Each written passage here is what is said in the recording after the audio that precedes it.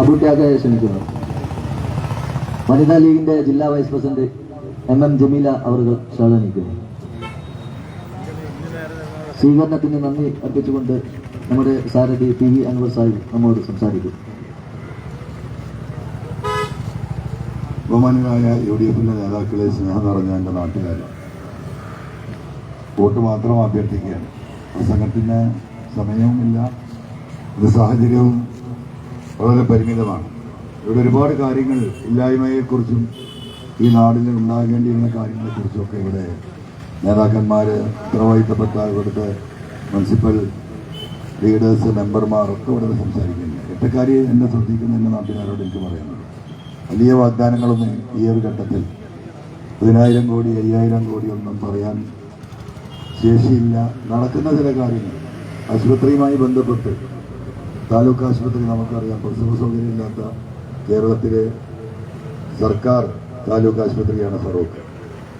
3 മാസത്തിനുള്ളിൽ UDF അധികാരത്തിൽ വന്നാൽ ഫറൂഖ് താലൂക്ക് ആശുപത്രിയിൽ പ്രസവത്തിനുള്ള സൗകര്യം നമ്മൾ ആരംഭിക്കുമെന്ന് ജനങ്ങൾക്ക് വാക്ക് നൽകുക.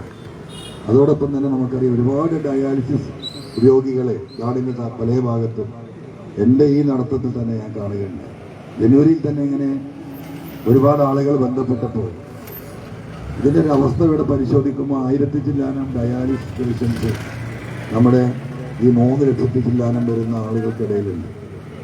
ആകെയുള്ള സൗകര്യം 3 മെഷീന് ഫറൂഖ് താലൂക്ക് ആശുപത്രിയിലുള്ള 3 മെഷീന് മാത്രമാണ്. ബാക്കിയുള്ളവരൊക്കെ വീട് വിറ്റ്, പറമ്പ് വിറ്റ്, ലോൺ എടുത്ത്, നാട്ടുകാർ പിരിവ് നൽകി ഇങ്ങനെ ഡയാലിസിസിന് പോകാനാണ്. നിങ്ങൾ ആരെങ്കിലും നിലമ്പൂരുമായി ബന്ധപ്പെട്ട ആൾക്കാർ ഇവിടെ ഈ എൻ്റെ ശബ്ദം കേൾക്കുന്ന കൂട്ടത്തിലുണ്ടാവും. ഒന്ന് അന്വേഷിക്കുക നിലമ്പൂരിലെ സ്ഥിതി എന്താണ്. 61 മെഷീനുണ്ട് സർക്കാരിൻ്റെ 2 ആശുപത്രിയിലായിട്ട്.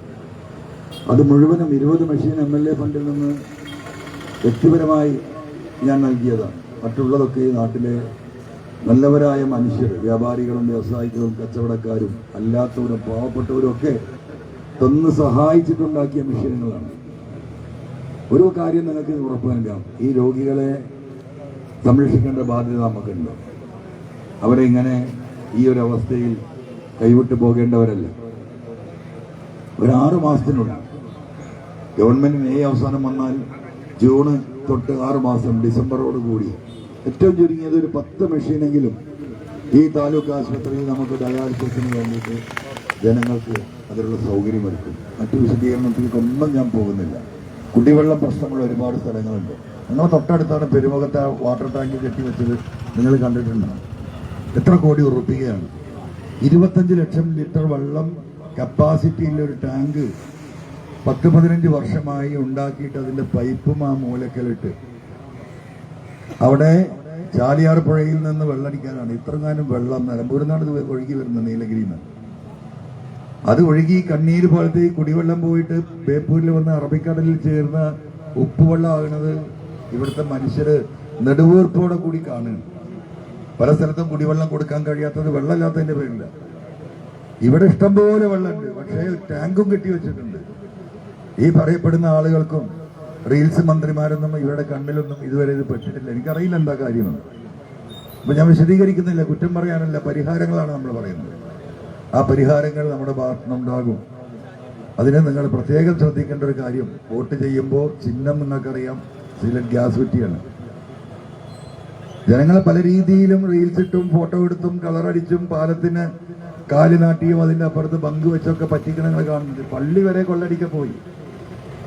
1 കോടി ഉറുപ്പിക ചെലവാക്കി എന്ന് പറയുന്ന മാലിക് ദിനാർ പള്ളിയിൽ ചെലവാക്കിയത് എത്രയാണ് എന്ന് നിങ്ങളൊന്ന് വന്ന് നോക്കണമെന്ന് പറഞ്ഞിട്ട് ഉത്തരവാദിത്തപ്പെട്ടവർ എന്നെ വന്ന് കണ്ടതാണ്.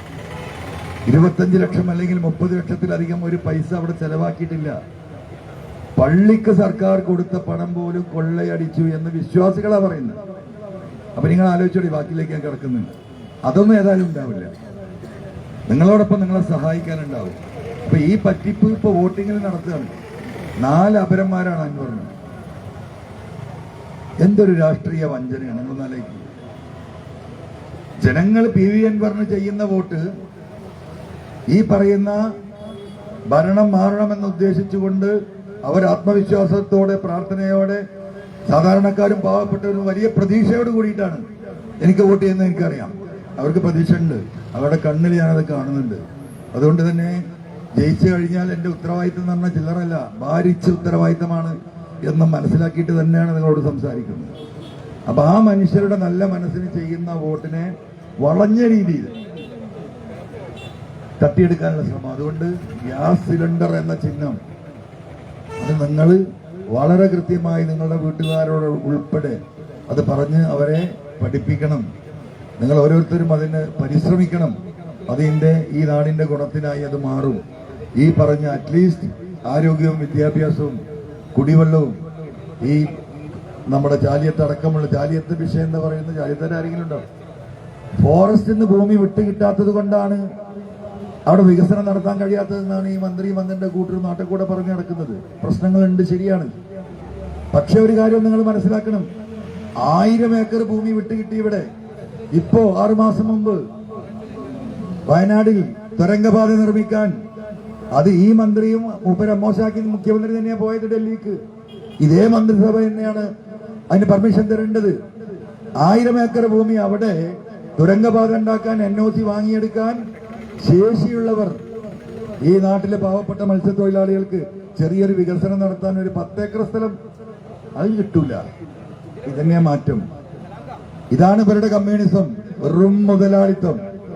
അതുകൊണ്ട് പ്രിയമുള്ളവരെ, നിങ്ങളുടെ വിലയേറിയ വോട്ടുകൾ ഈ പറയുന്നത് പോലെ ഗ്യാസ് കുറ്റി അടയാളത്തിൽ രേഖപ്പെടുത്തി ഈ ജനകീയ മുന്നേറ്റത്തെ നിങ്ങൾ സഹായിക്കണമെന്ന് അഭ്യർത്ഥിച്ചുകൊണ്ട് ഞാൻ നിർത്തുന്നു. നന്ദി, നമസ്കാരം.